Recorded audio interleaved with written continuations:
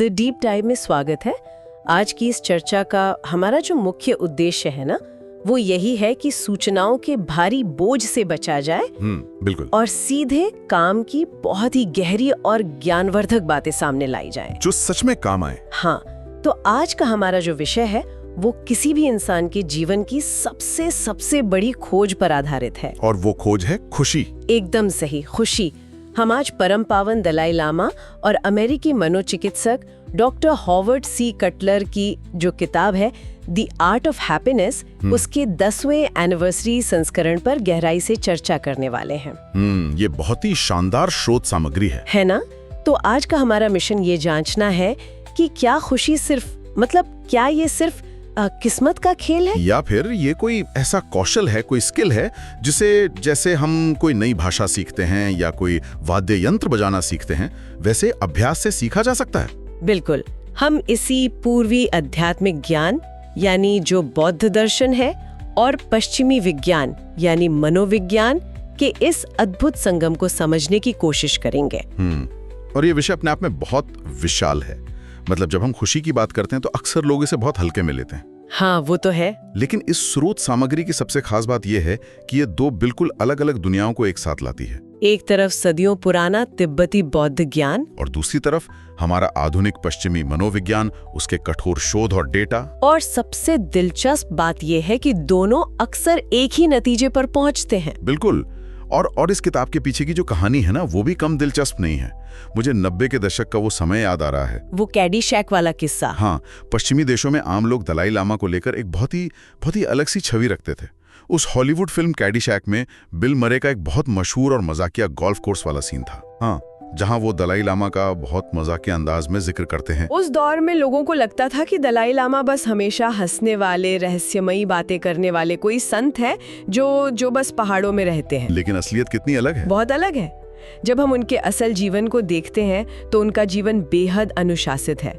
मतलब वो रोज सुबह 3:30 बजे उठकर 4-5 घंटे कड़ा ध्यान और प्रार्थना करते हैं। 3:30 बजे? सोचिए।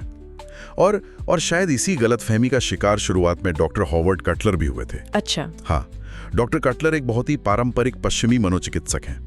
वो हर चीज को डेटा और तर्कों के चश्मे से देखते हैं। तो जब उन्होंने इस किताब का विचार दलाई लामा के सामने रखने का फैसला किया तो उनकी तैयारी देखने लायक थी। उन्होंने पूरा एक प्रेजेंटेशन तैयार किया होगा। बिल्कुल।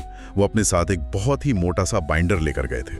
उस बाइंडर में तमाम तरह के शोध, तर्क और कारण लिखे थे कि दलाई लामा को ये किताब क्यों लिखनी चाहिए। उन्हें लगा होगा कि किसी विश्व प्रसिद्ध आध्यात्मिक गुरु को राजी करने के लिए बहुत लंबी बहस करनी पड़ेगी। हाँ, लेकिन फिर जो हुआ वो किसी भी पश्चिमी स्कॉलर के लिए हैरान करने वाला था। क्या हुआ? जैसे ही डॉक्टर कटलर ने बहुत ही हिचकिचाते हुए अपना प्रस्ताव रखा, दलाई लामा ने बिना एक पल की भी देरी किए, बिना कोई सवाल पूछे तुरंत कह दिया, हाँ बिल्कुल, हम ये करेंगे। अरे वाह, इतनी जल्दी? हाँ। और डॉक्टर कटलर उस वक्त इतने नर्वस थे, अपनी स्क्रिप्ट में इतने उलझे हुए थे कि दलाई लामा की हाँ सुनने के बाद भी वो अपनी बात मनवाने के लिए तर्क देते रहे। बिल्कुल। वो अपने बाइंडर से पन्ने पलट कर कारण गिनाते रहे। ये बहुत ही मजाकिया है। दलाई लामा को बीच में उन्हें टोक कर हंसते हुए कहना पड़ा कि भाई मैं तो पहले ही हाँ कह चुका हूँ, अब तुम और बहस क्यों कर रहे हो। लेकिन अगर हम इसके पीछे के दर्शन को समझें, हाँ, तो दलाई लामा ने इतनी जल्दी हामी क्यों भरी? क्योंकि उनका मूल दर्शन यही है कि हर इंसान के जीवन का अंतिम उद्देश्य खुशी पाना है। इससे कोई फर्क नहीं पड़ता कि कोई इंसान किस धर्म को मानता है, या वो आस्तिक है या नास्तिक। बुनियादी मानवीय स्तर पर हमारे बीच के सारे भेद खत्म हो जाते हैं। एकदम सही। हर कोई दुखों से बचना चाहता है और खुश रहना चाहता है। दलाई लामा का मानना था कि अगर कोई किताब इस बुनियादी सच्चाई को दुनिया तक पहुंचा सकती है तो उस पर बहस करने की तो कोई जरूरत ही नहीं है। ये नजरिया बहुत ही ताजा है, बहुत सीधा है, खासकर तब जब हम पश्चिमी दुनिया के इतिहास को देखते हैं, जहां खुशी को लेकर एक बहुत ही अजीब सा नजरिया रहा है। हाँ, एक निंदक नजरिया। अक्सर पश्चिमी साहित्य और सोच में खुशी को किस्मत या किसी क्षणिक सुख से जोड़कर देखा जाता था। ऐसा माना जाता था कि अगर कोई बहुत खुश है तो वो शायद दुनिया की सच्चाइयों से अनजान है। मुझे फ्रांसीसी उपन्यासकार गुस्ताव फ्लेबर्ट का वो मशहूर कोट याद आ रहा है। उन्होंने क्या कहा था? उन्होंने कहा था, खुश रहने के लिए मूर्ख, स्वार्थी और स्वस्थ होना जरूरी है, और अगर किसी में मूर्खता की कमी है तो सब कुछ खत्म है। बाप रे। मतलब खुशी को एक तरह की बौद्धिक कमजोरी या बेवकूफी माना जाता था। ये बहुत ही सटीक उदाहरण है। और सदियों तक इसी सोच ने पश्चिमी दुनिया पर राज किया और इसका असर विज्ञान पर भी पड़ा। मनोविज्ञान पर भी? बिल्कुल। अगर हम मनोविज्ञान के इतिहास को उठाकर देखें तो पिछली पूरी सदी में मनोविज्ञान का पूरा फोकस सिर्फ इस बात पर था कि इंसान के दिमाग में क्या खराबी है। मतलब बीमारियों पर। हाँ, वैज्ञानिक सिर्फ अवसाद, एंजाइटी और मानसिक बीमारियों का ही अध्ययन कर रहे थे। वे लोगों को बस बीमार से नॉर्मल बनाने की कोशिश कर रहे थे। लेकिन फिर एक बदलाव आया। हाँ, 1998 में, जो इत्तेफाक से द आर्ट ऑफ हैप्पीनेस के छपने का भी समय था। डॉक्टर मार्टिन सेलिगमन ने पॉजिटिव साइकोलॉजी यानी सकारात्मक मनोविज्ञान की शुरुआत की। तो क्या हम कह सकते हैं कि उन्होंने फोकस को खराबी से हटाकर ताकत पर शिफ्ट कर दिया? बिल्कुल, यही हुआ था। जब doctor Seligman American psychological association के अध्यक्ष बने तो उन्होंने मनोविज्ञान की दिशा ही बदल दी। करते कि इंसानी ताकतें क्या हैं, जीवन को जीने योग्य क्या बनाता है, इंसान कैसे खिल सकता है। और यहीं से हैप्पीनेस रेवोल्यूशन यानी खुशी की क्रांति की शुरुआत हुई। विज्ञान ने इस मिथक को तोड़ दिया कि खुशी सिर्फ मूर्खों के लिए है। और इस क्रांति का असर कितना बड़ा था, ये हम शिक्षा और राजनीति में आए बदलावों से देख सकते हैं। इसी दौर के आसपास हार्वर्ड यूनिवर्सिटी में द हैप्पीनेस कोर्स शुरू हुआ और वो बहुत मशहूर हुआ था। बहुत ज्यादा। देखते देखते ये अर्थशास्त्र जैसे विषय को पछाड़कर हार्वर्ड का सबसे लोकप्रिय कोर्स बन गया। सोचिए, हार्वर्ड जैसी गंभीर जगह पर हर सेमेस्टर में 1400 से ज्यादा छात्र सिर्फ ये सीखने के लिए आ रहे थे कि खुश कैसे रहा जाए। ये बहुत बड़ी बात है। और सिर्फ व्यक्तिगत स्तर पर ही नहीं बल्कि राष्ट्रीय स्तर पर भी बदलाव आए। हाँ, जैसे भूटान का उदाहरण वो इस संदर्भ में सबसे बेहतरीन है। जीडीपी की जगह जीएनएच का इस्तेमाल करना शुरू किया, ग्रॉस नेशनल हैप्पीनेस। हाँ, उन्होंने ये तय किया कि देश की सफलता सिर्फ फैक्ट्रियों और पैसों से नहीं मापी जाएगी, बल्कि इस बात से मापी जाएगी कि नागरिक मानसिक और शारीरिक रूप से कितने संतुष्ट हैं। ये एक बहुत ही क्रांतिकारी कदम था। और अब तो विज्ञान के पास ये साबित करने के लिए ठोस प्रमाण भी हैं कि खुशी सिर्फ मन का वहम या अच्छा महसूस करने तक सीमित नहीं है। इसके शारीरिक फायदे भी हैं। बहुत सारे। इन स्रोतों में दिए गए शोध बताते हैं कि खुश रहने वाले लोग अपने कम खुश रहने वाले साथियों की तुलना में 10 साल तक ज्यादा जी सकते हैं। 10 साल? हाँ, उनका इम्यून सिस्टम बहुत बेहतर तरीके से काम करता है, उन्हें दिल की बीमारियां कम होती हैं। इतना ही नहीं, सामाजिक स्तर पर इसके फायदे और भी गहरे हैं। विज्ञान ने साबित किया है कि खुश रहने वाले लोग बेहतर जीवन साथी और बेहतर माता पिता बनते हैं। और अगर हम इसे एक बड़ी तस्वीर से जोड़ें तो एक और बहुत ही चौंकाने वाला अध्ययन सामने आया है। शोधकर्ताओं ने पाया है कि खुशी एक वायरस की तरह संक्रामक होती है। मतलब ये फैलती है? बिल्कुल, ये हमारे सामाजिक दायरे में फैलती है। मतलब अगर एक इंसान खुश है तो इसका सीधा फायदा सिर्फ उसे नहीं होता, बल्कि उसके परिवार, उसके दोस्तों और अंततः पूरे समाज को होता है। तो खुश लोग समाज में पूर्व ग्रहों को तोड़ते हैं और एक बेहतर, अधिक सहिष्णु वातावरण बनाते हैं। बिल्कुल। ये सब सुनकर मन में एक बहुत ही स्वाभाविक सा सवाल उठता है। क्या? अगर खुशी के इतने सारे फायदे हैं और ये इतनी ही संक्रामक है, तो क्या हम सच में अपने दिमाग को खुश रहने के लिए ट्रेन कर सकते हैं?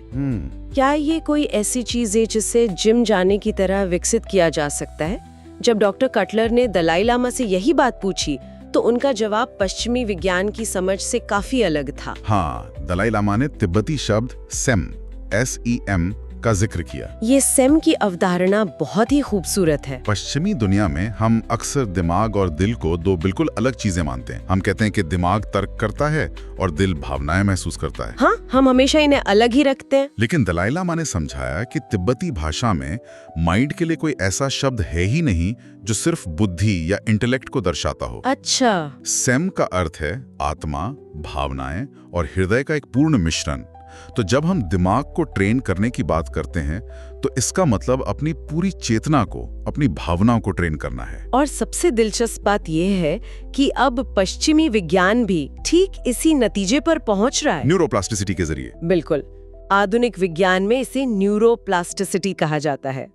ये एक ऐसी खोज है जिसने जीव विज्ञान की पुरानी किताबों को गलत साबित कर दिया। दशकों तक विज्ञान का ये मानना था कि बचपन के बाद या एक निश्चित उम्र के बाद हमारे दिमाग की संरचना स्थिर हो जाती है। हाँ, कि अब हम बदल नहीं सकते। ये माना जाता था कि हमारी आदतें पत्थर की लकीर बन जाती हैं। लेकिन न्यूरोप्लास्टिसिटी ने साबित किया कि हमारा दिमाग किसी प्लास्टिक या मिट्टी की तरह लचीला है। ये नए विचारों, नए अनुभवों और लगातार अभ्यास के साथ अपनी खुद की वायरिंग बदल सकता है। इसके लिए वो एक बहुत अच्छा उदाहरण देते ना, एक घने जंगल वाला। हाँ, एक घने जंगल की कल्पना करें। अगर हम जंगल में एक ही रास्ते पर बार बार चलते हैं तो वो रास्ता साफ और पक्का हो जाता है। मतलब जिन विचारों या भावनाओं का हम बार बार अभ्यास करेंगे, हमारे दिमाग में उनके रास्ते उतने ही पक्के होते जाएंगे। एकदम सही। अगर कोई बार बार गुस्सा करेगा तो दिमाग को गुस्सा करने की आदत पड़ जाएगी। हाँ, वो रास्ता पक्का हो जाएगा। और अगर हम करुणा और शांति का अभ्यास करेंगे तो दिमाग उन सकारात्मक रास्तों को पक्का कर देगा। यहाँ तक कि दलाई लामा जैसे व्यक्ति के दिमाग में भी 70 या 80 साल की उम्र में बदलाव मुमकिन है। इसका सीधा सा मतलब है कि कोई भी इंसान अपनी जन्मजात आदतों का गुलाम नहीं है। हम खुद को बदल सकते हैं। बिल्कुल। लेकिन जब हम इस बदलाव की प्रक्रिया को जीवन में उतारने की बात करते हैं तो दलाई लामा 2 रास्तों का जिक्र करते हैं। पहला तरीका तो वो है जो हम में से ज्यादातर लोग रोज आजमाते हैं। बाहरी दुनिया में खुशी खोजना। हाँ, जो कुछ भी हम चाहते हैं, बड़ा घर, महंगी गाड़ी, परफेक्ट पार्टनर, खूब सारा पैसा, वो सब पा लेना। लेकिन दलाई लामा बहुत स्पष्ट रूप से कहते हैं कि ये तरीका कभी काम नहीं करता। क्योंकि इच्छाओं का कोई अंत नहीं है। हाँ, इंसान की इच्छाओं का कोई अंत ही नहीं है। एक चीज मिलती है तो दूसरी की चाहत शुरू हो जाती है। और इसीलिए वो दूसरा और सबसे विश्वसनीय तरीका बताते हैं। वो क्या है? जो हमारे पास पहले से है उसकी कद्र करना सीखना, अपनी सकारात्मक और नकारात्मक भावनाओं को पहचानना और धीरे धीरे अभ्यास के जरिए नकारात्मकता को कम करना। यहाँ मुझे थोड़ा सा डेविल्स एडवोकेट बनना पड़ेगा। बताइए। ये बात सुनने में बहुत दार्शनिक और अच्छी लगती है, लेकिन आज की इस तेज तर्रार दुनिया में जहाँ लोग सोशल मीडिया पर दूसरों की परफेक्ट जिंदगी देखते हैं और हर चीज का क्विक फिक्स या शॉर्टकट चाहते हैं, वहाँ ये कैसे मुमकिन है? ये तो है। लोग तो एक गोली खाकर या एक मोटिवेशनल वीडियो देखकर खुश होना चाहते हैं। यही तो सबसे बड़ी चुनौती है। दलाई लामा खुद इस बात को स्वीकार करते हैं कि ये कोई जादू की छड़ी नहीं है।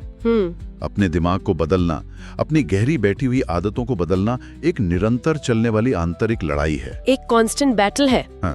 शुरुआत में हमारी नकारात्मक आदतें, हमारा गुस्सा, हमारी ईर्ष्या बहुत हावी होती है, लेकिन जब रोजाना सकारात्मक सोच का अभ्यास किया जाता है तो धीरे धीरे नकारात्मकता की पकड़ कम होने लगती है। ये बिल्कुल वैसे ही है जैसे किसी नए माहौल में ढलने में शरीर को समय लगता है। बिल्कुल, कोई भी क्विक फिक्स स्थायी नहीं होता।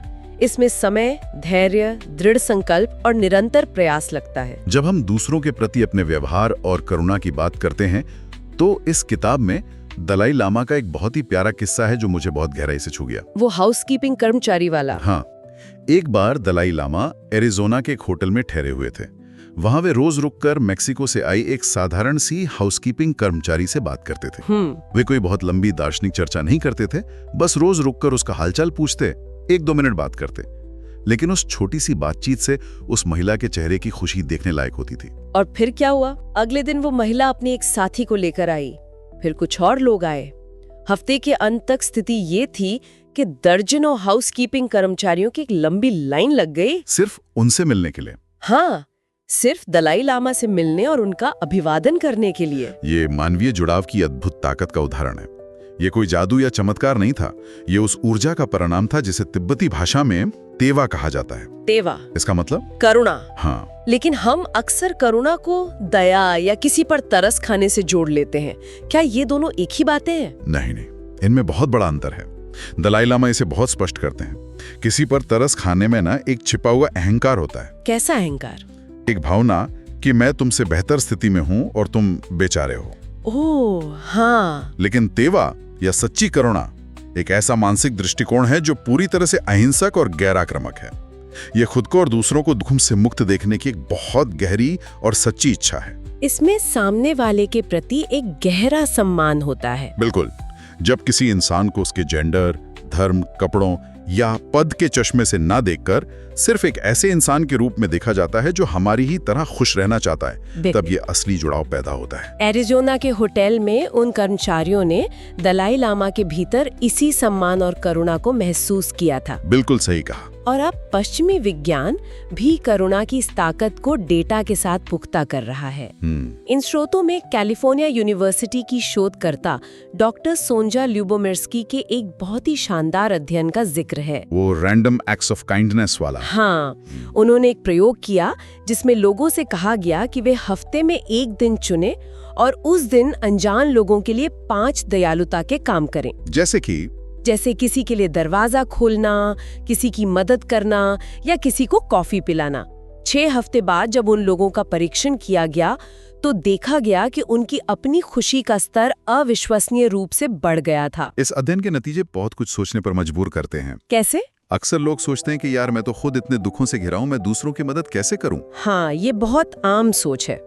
लेकिन ये अध्ययन बताता है कि जब हम जानबूझकर दूसरों की मदद करते हैं तो हमारे दिमाग का फोकस हमारे अपने ऊपर से हट जाता है। जब तक हम सिर्फ अपने बारे में सोचते हैं तो हमारा दायरा इतना सिकुड़ जाता है कि हमें अपनी छोटी सी समस्या भी पहाड़ जैसी लगने लगती है। मतलब दूसरों की मदद करने से हमारे अपने दुख छोटे हो जाते हैं? बिल्कुल। करुणा हमारे दिमाग के फोकस को इतना बड़ा कर देती है कि हमारी अपनी समस्याएं सही अनुपात में दिखाई देने लगती हैं, उनकी तीव्रता कम हो जाती है। तो ये एक दो तरफा रास्ता है। हाँ, खुश रहने वाले लोग दूसरों की मदद करने के लिए ज्यादा आगे आते हैं और जानबूझकर दयालुता का अभ्यास करने से हमारी अपनी खुशी बढ़ जाती है। लेकिन चलिए थोड़ी जमीनी हकीकत पर आते हैं। जीवन हमेशा इतना सीधा तो नहीं होता। नहीं, बिल्कुल नहीं। जब सच में बड़े दुख आते हैं, जैसे किसी प्रियजन की मृत्यु, गंभीर बीमारी या बुढ़ापा, तब क्या किया जाए? नकारात्मक भावनाओं जैसे कि भयानक गुस्सा, नफरत या एंजाइटी से कैसे लड़ा जाए? क्योंकि ये तो सच है कि हम हर वक्त मुस्कुराते हुए नहीं रह सकते। यही बौद्ध दर्शन की सबसे बड़ी ताकत है। वे दुखों को नकारते नहीं हैं। अच्छा। बौद्ध अवधारणा के अनुसार दुखों से भागना या उन्हें छुपाना कोई समाधान नहीं है। दलाई लामा समझाते हैं कि बुढ़ापा या मृत्यु जीवन की अटल सच्चाइयां हैं, जबकि पश्चिमी समाज अक्सर इन सच्चाइयों को छिपाने की कोशिश करता है। बिल्कुल, एंटी एजिंग क्रीम से लेकर मृत्यु पर बात न करने तक। लेकिन अगर इन सच्चाइयों से मुंह मोड़ा जाएगा तो जब वे असल जीवन में आएंगी तो वे गहरे झटके की तरह लगेंगी, जो इंसान को तोड़कर रख देंगी। इसके बजाय अगर मन में पहले से ही इन प्राकृतिक प्रक्रियाओं के बारे में सोच विचार किया जाए तो मन बहुत ज्यादा स्थिर रहता है। बिगम सही। दुख को जीवन का एक स्वाभाविक हिस्सा मान लेने से हम उस मानसिक क्लेश से बच सकते हैं जो दुख से भागने के कारण पैदा होता है। इस बात पर मुझे बुद्ध का वो मशहूर तीर वाला दृष्टांत याद आ रहा है। हाँ, वो बहुत ही गहरा दृष्टांत है जो बिल्कुल इसी स्थिति को दर्शाता है। बुद्ध ने कहा था कि मान लीजिए किसी इंसान को एक जहरीला तीर लग गया है। अब उस इंसान के पास 2 विकल्प हैं। पहला विकल्प क्या है? या तो वो वहीं खड़ा होकर ये सोचे कि तीर किसने मारा, वो इंसान किस जाति का था, तीर किस लकड़ी का बना है, तीर पर कौन सा जहर लगा है, जो कि बेवकूफी है। हाँ, या फिर वो सबसे पहला काम ये करे कि उस तीर को अपने शरीर से बाहर निकाले। ये बहुत ही सटीक दृष्टांत है। इंसान अक्सर दुख आने पर फालतू के विश्लेषण में उलझ जाता है। मेरे साथ ही ऐसे क्यों हुआ? ईश्वर ने मुझे ही क्यों चुना? इस तरह की सोच उस असली दुख को कई गुना बढ़ा देती है। तो बुद्ध का संदेश साफ है, समस्या को सुलझाने पर ध्यान दो, विचारों के जाल में उलझकर अपना दुख मत बढ़ाओ। और इस तीर के जहर को निकालने के लिए बौद्ध धर्म में एंटीडोट यानी काट का सिद्धांत दिया गया है। वो कैसे काम करता है? एंटीडोट का सिद्धांत ये मानता है कि हर नकारात्मक भावना की एक सीधी काट होती है। अच्छा। जैसे अगर भीतर बहुत ज्यादा गुस्सा उठ रहा है तो उसका सीधा एंटीडोट धैर्य और सहिष्णुता है। अगर किसी के लिए नफरत पैदा हो रही है तो उसका एंटीडोट प्यार और करुणा है। तो ये दोनों विपरीत भावनाएं एक ही समय में दिमाग में एक साथ नहीं रह सकती? बिल्कुल नहीं रह सकती। ये तो बिल्कुल वैसा ही है जैसे आज की आधुनिक कॉग्निटिव थेरेपी काम करती है। हाँ, बिल्कुल वैसा ही। डॉक्टर अल्बर्ट एलिस और डॉक्टर एरन बेक ने जो थेरेपी विकसित की है उसमें भी तो यही होता है। वो मरीज की गलत और नकारात्मक सोच को पहचानते हैं और फिर उसे व्यवस्थित रूप से सही और सकारात्मक विचारों से बदलते हैं। कितनी हैरानी की बात है कि जो बात विज्ञान आज थेरेपी के रूप में बता रहा है, बौद्ध दर्शन सदियों पहले एंटीडोट के रूप में समझा चुका है। दोनों ही ये मानते हैं कि हमारे विचार ही हमारे दुख का कारण है और उन्हें बदल कर ही हम ठीक हो सकते हैं। और इन सब प्रयासों के पीछे एक बहुत ही बुनियादी विश्वास है जिसे समझना सबसे जरूरी है। दलाई लामा इसे गंदे पानी के उदाहरण से बहुत ही खूबसूरती से समझाते हैं। अरे हाँ, गंदे पानी वाला उदाहरण। हाँ, वो कहते हैं कि इंसान के मन का मूल स्वभाव, जिसे उन्होंने क्लियर लाइट कहा है, वो पूरी तरह से शुद्ध और साफ पानी की तरह है। एब्सोल्युटली। हमारी जो भी नकारात्मक भावनाएं हैं, गुस्सा, लालच, ईर्ष्या, वे सिर्फ उस साफ पानी के गिलास में मिले हुए कीचड़ की तरह हैं। वो कीचड़ पानी का हिस्सा नहीं है। हाँ, ये भावनाएं इंसान की बुनियादी फितरत का हिस्सा नहीं है। अगर हम उस पानी को कुछ देर शांत छोड़ दें या उसे फिल्टर कर लें, तो सारा कीचड़ धीरे धीरे नीचे बैठ जाएगा और हमें वापस वो शुद्ध और पारदर्शी पानी मिल जाएगा। ये विचार अपने आप में कितनी बड़ी राहत देता है। बहुत बड़ी राहत। ये हमें बताता है कि चाहे हम कितनी भी गलतियां कर लें, हमारे भीतर की मूल अच्छाई कभी खत्म नहीं होती। नहीं, ये कोई ऐसी चीज नहीं है जो सिर्फ किस्मत वालों को मिलती है। खुशी एक कला है, एक स्किल है। इसे निरंतर अभ्यास, करुणा और सही मानसिक दृष्टिकोण के जरिए विकसित किया जा सकता है। और आज विज्ञान और सदियों पुराना आध्यात्म दोनों एक स्वर में ये कह रहे हैं कि दयालुता और दूसरों के प्रति प्रेम ही हमारी अपनी खुशी की सबसे पक्की और वैज्ञानिक चाबी है। और इसे रोजमर्रा के जीवन में लागू करना कोई बहुत मुश्किल काम नहीं है। हाँ, इस स्रोत सामग्री से एक बहुत ही आसान और व्यवहारिक सलाह निकलती है। क्या सलाह है वो? जब भी जिंदगी के छोटे या बड़े फैसले लेने हों, चाहे वो ये तय करना हो कि आज शाम को क्या करना है या फिर ये कि करियर का कौन सा रास्ता चुनना है, तो खुद से बस एक सीधा सा सवाल पूछना चाहिए। क्या ये फैसला मुझे सच्ची और स्थायी खुशी देगा? बस यही सवाल। ये एक छोटा सा सवाल कई हानिकारक आदतों, भटकावों और गलत फैसलों को अपने आप खत्म कर सकता है। ये वाकई एक ऐसा सवाल है जो जीवन की दिशा बदल सकता है। बिल्कुल बदल सकता है। इस गहरी और ज्ञानवर्धक चर्चा को समाप्त करते हुए हम एक बहुत ही अहम और गहरा विचार छोड़कर जाना चाहते हैं। आज हमने देखा कि आधुनिक विज्ञान और सदियों पुराना दर्शन दोनों पूरी तरह से इस बात पर सहमत है कि इंसान का मूल स्वभाव आक्रामक या स्वार्थी नहीं, बल्कि दयालु और शुद्ध है। तो फिर सबसे बड़ा सवाल ये उठता है कि हमने एक ऐसा समाज, ऐसा कॉर्पोरेट ढांचा और ऐसा वर्क कल्चर क्यों बना लिया है जो अक्सर आक्रामकता, चालाकी और स्वार्थ को इनाम देता है? एक अत्यधिक प्रतिस्पर्धी और भागदौड़ भरी दुनिया में क्या हम अपनी इस जन्मजात करुणा को एक कमजोरी समझने के बजाय अपनी सबसे बड़ी ताकत के रूप में फिर से स्थापित कर सकते हैं? ये एक ऐसा सवाल है जिस पर हम सबको विचार करने की जरूरत है, क्योंकि इसी में हमारी सच्ची खुशी छिपी है। आज हमारे साथ इस डीप डाइव में शामिल होने के लिए बहुत बहुत धन्यवाद।